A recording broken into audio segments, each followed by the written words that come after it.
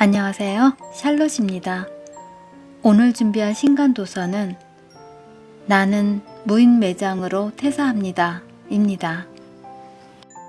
이 책에는 하루 2시간 투자로 월급보다 더 버는 비결 및 인생의 터닝포인트가 될 무인 매장 창업으로 성공할 수 있는 방법, 그리고 무인 매장으로 적합한 종류 25가지의 상세 설명 및 비용과 지원 정책, 성공 창업 사례와 장점 등이 자세하게 수록되어 있습니다.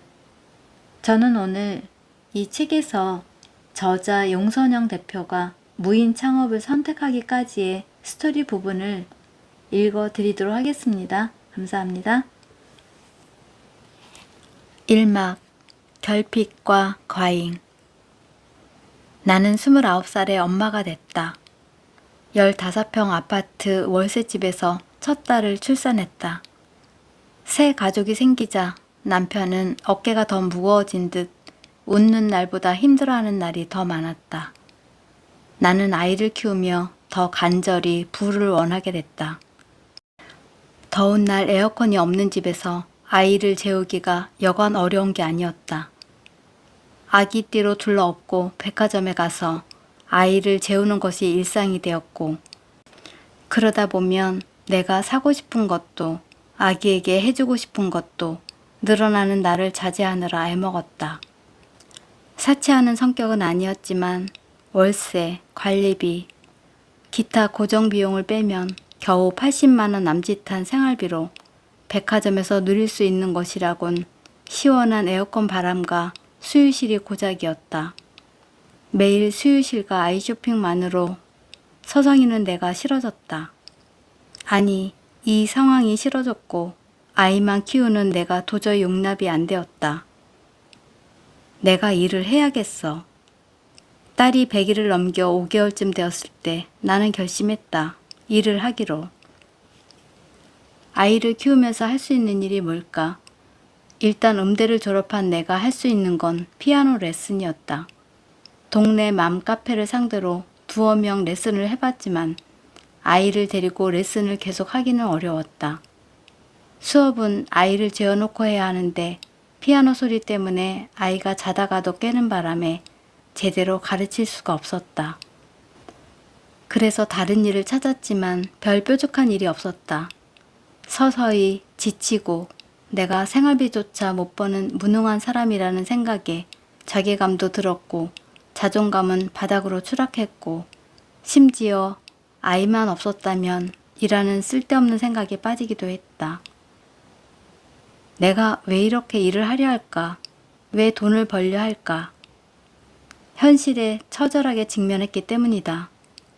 남편 월급만 바라보며 한 달을 기다리는 나도 불쌍하고 야근까지 하면서 힘들게 번 돈을 본인은 한 푼도 못 쓰고 꼬박꼬박 가져다 주는 남편도 불쌍하고 다른 아기들처럼 근사한 유모차도 없는 우리 딸도 불쌍하고 이렇게 더 열심히 산다고 결코 생활이 나아지지 않을 것이 뻔했기 때문이다. 돈을 더 벌든지 직장을 옮기든지 뭔가 수를 내지 않으면 우리의 삶이 여기서 절대 나아지지 않을 것이란 건 불보듯 뻔한 일이었다. 고무줄 늘리듯 일하는 시간을 조금 더 늘린다고 하더라도 빠듯한 생활비를 더 아껴 쓴다 하더라도 여기서는 답이 없었다. 한 사람이 벌어서 세 식구를 먹여 살리는 시대는 이제 끝났다. 불보듯 뻔한 현실 앞에서 불같은 내 성격이 잠잠할 리 없었다. 레슨은 못할지라도 나는 뭘 해서든 돈을 벌 수 있는 사람이었다. 중학교 때 볼펜을 완판했던 기억을 떠올리며 뭐라도 팔기로 했다. 마침 약간의 친분이 있는 내가 주로 거래하던 중고 판매자가 나에게 분유를 팔아볼 생각이 없냐고 제안했다. 투자 금액은 1,000만 원이었다. 당시 1,000만 원은 나에게는 상당한 금액이었는데 매출과 수익을 따져보니 할만했다. 몇천 원 아끼려고 중고 거래만 찾는 삶이 아니라 몇천 원이라도 벌어서 조금은 나아지게 하려고 1,000만 원을 투자한다는 과감함은 어디서 나오는지 아무튼 나의 용기는 이럴 때 물불을 가리지 않고 솟구쳤다. 아마도 나의 이러한 무모함은 결핍에서 나오는 것 같다. 대개 결핍인 사람들은 두 가지의 방향에서 결정한다. 하나는 결핍에 익숙한 대로 사는 방향, 다른 하나는 결핍에서 벗어나기 위한 방향. 나는 열등하고 결핍된 내가 너무 싫어서 벗어나는 쪽을 택하기로 한 것이다. 아인슈타인의 유명한 명언대로 같은 행동, 같은 생각으로 다른 결과를 바라는 사람은 정신병자이기에 나는 다른 선택으로 다른 삶을 살기로 한 것이다. 이제부터 전쟁이었다. 남편에게 1,000,000원만 대출받아 달라고 하자 노발대발 펄쩍 뛰었다. 당시 남편과 나에게 1,000,000원은 머릿속에 그려지지도 않는 금액이었다. 아무리 이 분유 사업으로 지금보다 훨씬 나은 삶을 살 수 있다는 나의 확신을 설명해도 남편은 왜 자꾸 돈을 벌려고 해? 지금 사는 게 뭐가 어때서? 그냥 이렇게 소소하게 행복하게 살면 되는 거잖아. 라며 정말 크게 말렸다. 그럴수록 나는 더 크게 반격했다. 소소한 행복이 언제까지 갈 것 같아? 한 번 사는 인생인데 왜 1,000,000원 가지고 쩔쩔매면서 살아야 하는지 모르겠어.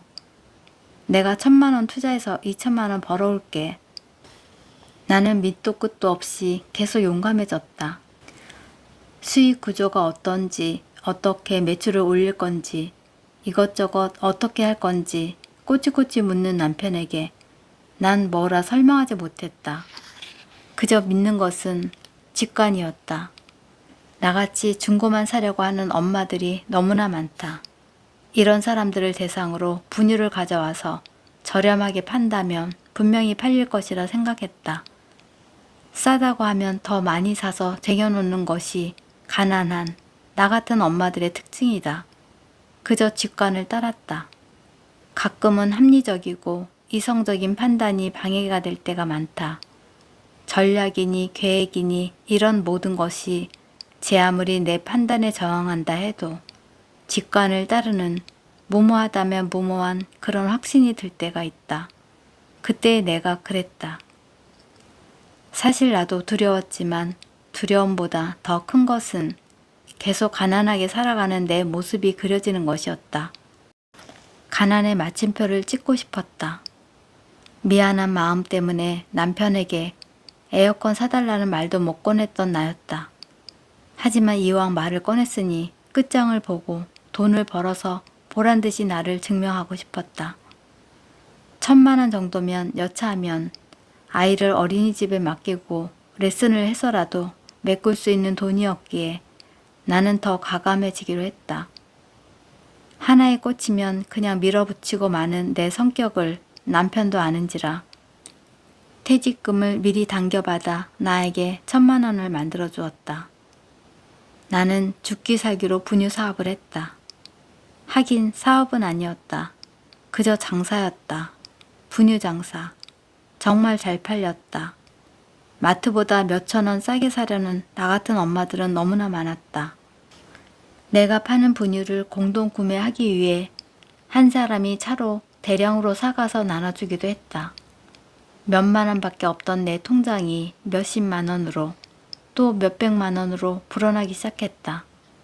세상에서 돈 버는 재미만한 것이 또 있을까? 너무 재밌었다. 통장에 돈이 불어날수록 내 배짱은 더 커졌다. 급기야 남편에게 더 큰 평수로 이사하자고 했다.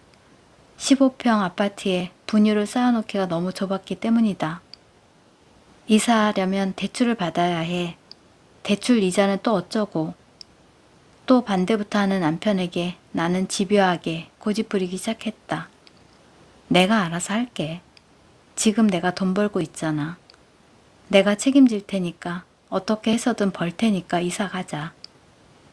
역시 이번에도 남편은 나를 이기지 못했다. 엄마도 그렇게 여러 번 나에게 지고 말았던 것을 아는 남편인지라 이번에는 빨리 나에게 뱉기를 들었다. 남편 회사 근처로 이사가서 출퇴근 시간을 아끼고 아이를 봐주는 시간을 늘리기로 했다. 나는 그 시간에 일을 좀 더 할 수 있었고 그렇게 돈을 벌어보기로 했다. 이번에도 나의 무모함은 이를 크게 버렸다. 대출을 받아 34평 아파트로 이사한 것이다. 물론 전세였지만 꿈만 같았다. 내 평생 제일 큰 집이었다. 34평, 너무 행복했다. 내가 일할 수 있는 공간도 충분했고 우리 세 식구 살기에도 넉넉했다.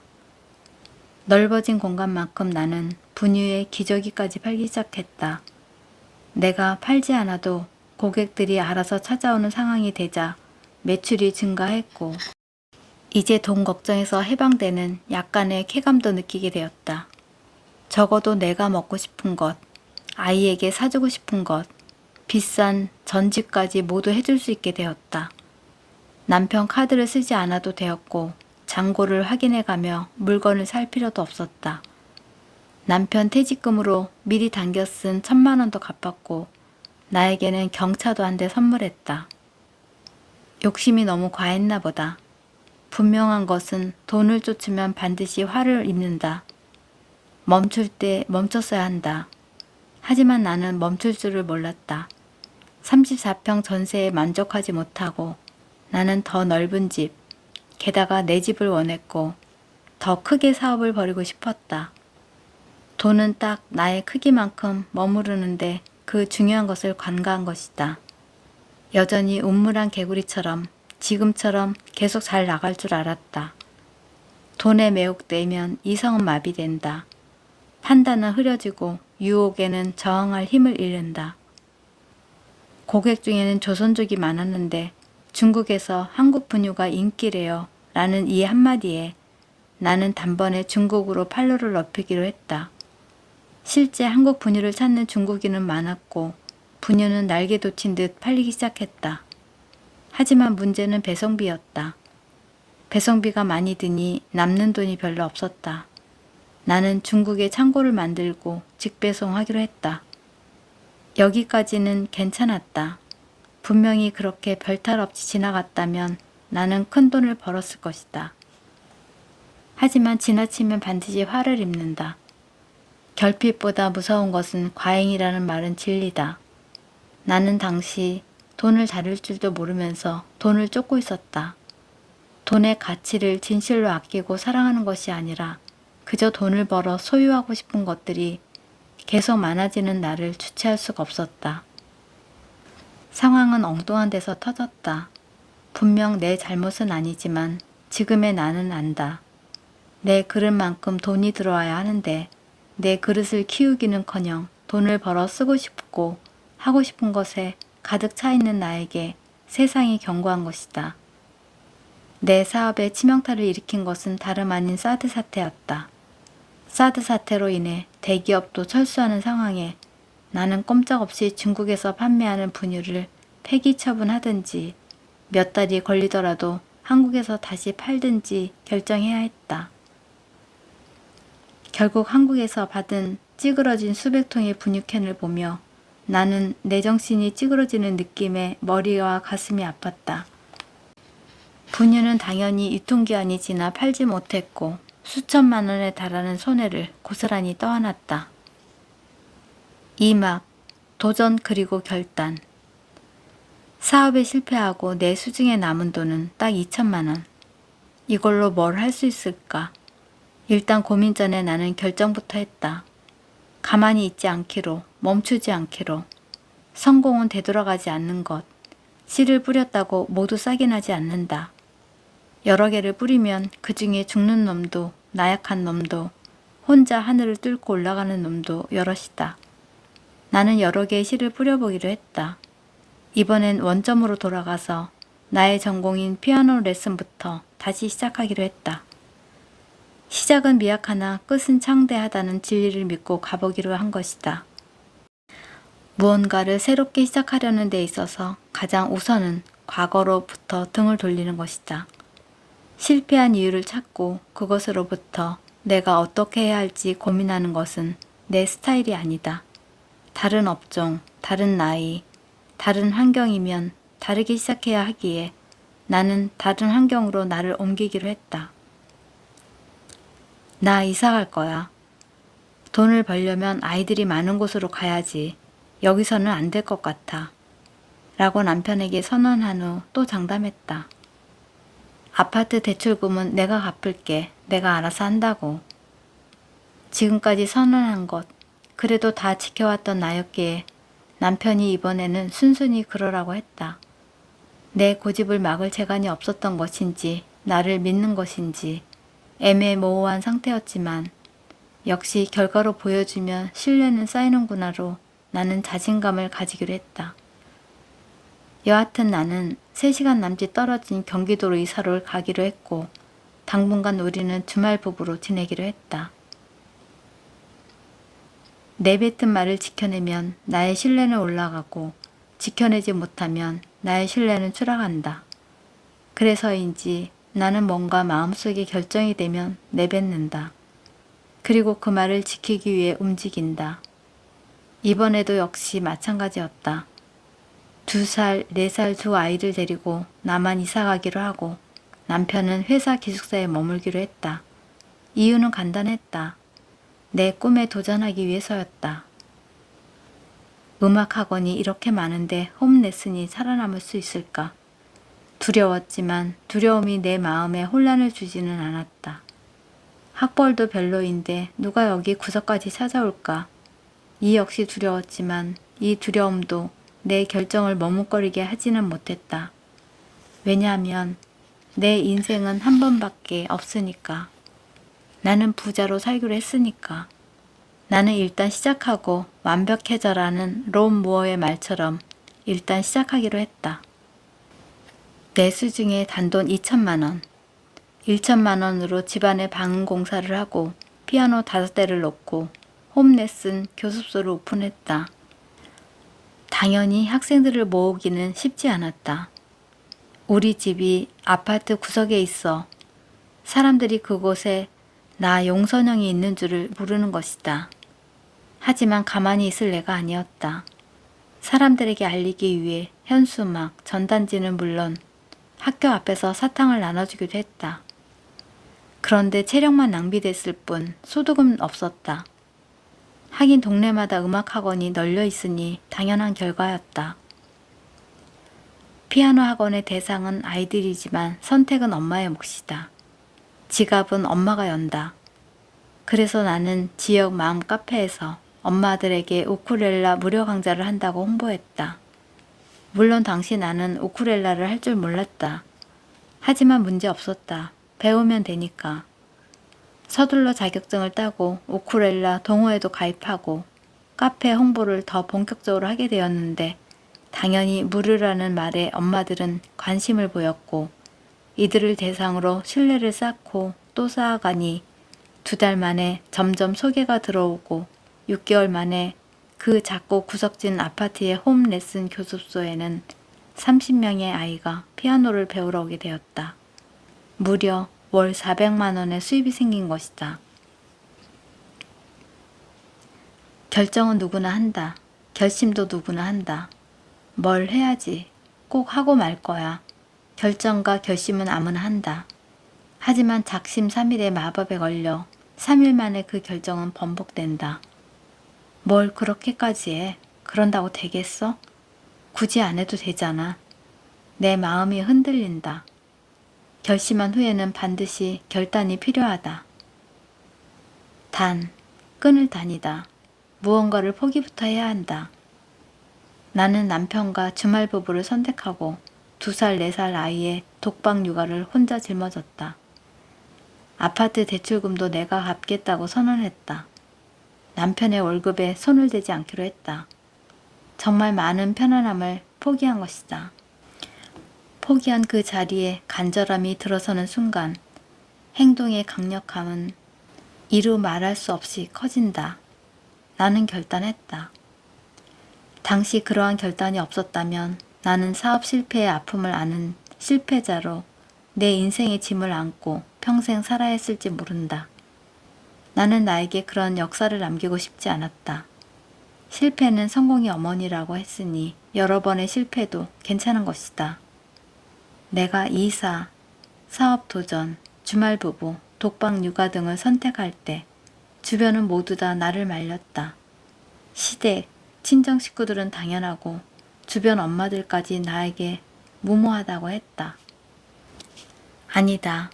나는 무모했던 것이 아니라 도전했던 것이며 나의 꿈에 한 발 더 다가서려 시도했던 것이다. 그리고 남들에게 합찮아 보일지 모르지만 경기도의 작은 아파트에서 나의 꿈을 위한 시작의 작은 성공을 경험했다. 나의 홈레스는 대박이 났다. 입소문을 타고 여기저기 심지어 다른 아파트에서도 나를 찾아왔다. 대기자가 있었고 수입은 월 400만 원을 넘어 여유롭게 지낼 수 있을 정도까지 올라갔다. 단 나에게 돈은 생겼지만 체력과 시간과 여유가 점점 없어져 역시 노동으로 돈을 버는 것에는 한계가 있음을 경험하고 서서히 자산이 필요하다는 것을 온몸으로 느끼기 시작했던 것도 이때부터였다. 자산이어야 했다. 노동으로 버는 것은 많은 것을 나에게 앗아갔다. 체력은 물론 시간은 더욱 없어졌고 두 아이는 방치됐다. 내가 직접 몸을 움직여 시간당 돈을 버는 노동 수입의 한계를 너무 적나라하게 알게 된 나는 차근차근 자산으로 이동시키기 위한 단계를 밟아 나갔다. 나는 당장에 자산이 되지 않더라도 일단 할 수 있는 것부터 시작하기로 하고 학원을 만들어 강사를 채용하면 내가 없어도 학원은 돌아가게 할 수 있다고 생각했다. 그래서 상가를 얻으러 발품을 팔기로 했다. 주변의 만류는 또 시작되었지만 나는 아랑곳하지 않았다. 그 정도의 성공에 대한 자신감도 있었고 나의 동물적인 감각은 주변의 소리에 귀를 막을 수 있을 만큼 충분히 발달되어 있었다. 아무것도 안 하면 아무 일도 일어나지 않는다. 뭐라도 하면 무슨 일이라도 일어난다. 보증금 3,000에 월 200. 마음에 드는 상가를 발견했다. 하지만 학원으로 오픈하려면 보증금까지 6천만 원 이상이 필요했다. 6천만 원은 너무 거금이어서 사실 많이 흔들렸던 것도 사실이다. 해낼 수 있겠지? 라고 자신에게 여러 번 물었지만 그때마다 내 마음의 소리는 할 수 있다였다. 당장 대출을 알아보고 소상공인 저금리 대출을 받았지만 보증금 3천만 원은 조금 버거운 금액이었다. 당시 상가의 평수가 40평 정도였는데 30평만 내가 사용하고 10평 정도를 사용할 임자를 찾아 나서기로 했다. 아니, 내가 찾아 나섰다기보다 간절하며 응답이 온다는 것을 체험했다고 표현하는 것은 더 맞을 듯하다. 당시 맘카페에서 육아 문제로 알고 지낸 언니가 있었는데 이 언니는 결혼 전에 유명한 수학 강사였지만 아이를 낳고 경단녀로 남편의 생활비에 의존하며 늘 빠듯한 살림을 고민하고 있었던 전업주부였다. 나는 언니에게 제안했다. 언니가 10평 수학 교습소를 하면 어떨까? 나는 10평짜리 상가를 구하는 것보다 경제적으로도 도움이 되고 또 인테리어도 효율적이고 학생들도 수학 배우고 피아노 치고 함께 할 수 있으니까 여러 면에서 우리 둘이 시너지가 날 것 같은데 언니는 예상대로 걱정이 앞섰다. 가르치는 데서 손 뗀 지 7년이 넘었어. 그리고 망하면 어떡해? 애들은 어떻게 모아? 내가 잘할 수 있을까? 하나의 걱정은 또 다른 걱정을 불러오고 걱정하기 시작하니 끝도 한도 없이 걱정만 쌓였다. 가보지 않은 길은 알 수 없다. 경험하지 않고서 미리 걱정할 필요는 없다. 안 가본 길을 가는데 과거의 기억으로 먼저 한계를 설정할 필요는 없다. 안 되는 이유 말고 되는 방법을 찾는 것이 훨씬 효과적인데 대부분 사람들은 먼저 걱정한다. 언니의 마인드를 바꾸는 데는 정말 오래 걸렸다. 매일매일 만나면서 방향을 얘기하고 현실을 짚어보고 우리가 잘만 해내면 어떤 수익으로 삶이 어떻게 달라질 수 있는지 긍정적인 얘기들을 서로 나눈 끝에 언니는 드디어 결심하고 함께 일을 만들어 보기로 했다. 이제 인테리어가 숙제로 남았는데 뭐 인테리어야 몸으로 때우면 된다. 목수, 페인트, 전기, 소방같이 내가 손댈 수 없는 부분만 전문가의 손을 빌리고 나머지는 모두 직접 발로 떼었다. 지금 생각하면 너무 힘들어서 다시는 안 하고 싶다. 모든 것이 돈이 없어서 생긴 일이다. 여유가 있다면 인테리어 업자에게 모두 맡기고 나는 느긋하게 오픈을 준비할 수 있는 일인데 빠듯한 자금은 나의 시간과 정성 등 많은 것을 앗아갔다. 물론 직접 이런 준비를 하면서 배운 것도 많지만 계속 자산에 대한 간절함이 더 커져만 갔다. 하지만 혼자가 아니었고 언니랑 함께였기에 우리는 즐거웠다. 일을 도모한다는 것, 가정주부에서 벗어나 뭔가 내가 돈을 벌고 내가 직접 무언가를 창조해낸다는 것은 겪어보지 않은 이는 모른다. 하루하루가 희망차고 하루하루가 변화의 성장의 시간이었다. 언니는 지금까지 나에게 말한다. 선영아, 고마워. 집에서 아이 키우고 청소나 하던 내가 이렇게 경제적으로 여유가 생긴 건 다 네 덕이야.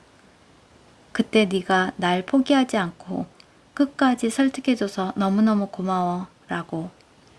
나는 그때 알았다. 누군가와 함께 성공을 위해 달려보는 것, 서로 의지하고 서로 신뢰하며 서로가 부자가 될 수 있으리라 희망을 나누는 것. 이러한 행복감은 그 어떤 것으로도 대신할 수 없다는 것을 말이다. 산막, 위기는 기회. 중심 상가에서 당당하게 음악학원을 오픈한 나는 자신감이 하늘을 찔렀다. 물론 피아노 학원은 어딜 가나 워낙 많지만 나만큼 아이들을 잘 가르치는 사람은 없을 거라는 자신이 있었다. 인류대학을 나오고 근사한 콩쿠르에서 상을 받은 피아노 학원 원장들은 많았지만 이들과의 경쟁에서 내가 자신 있었던 것은 좋은 학벌과 어린아이들을 잘 가르치는 것은 다른 능력이란 사실이다.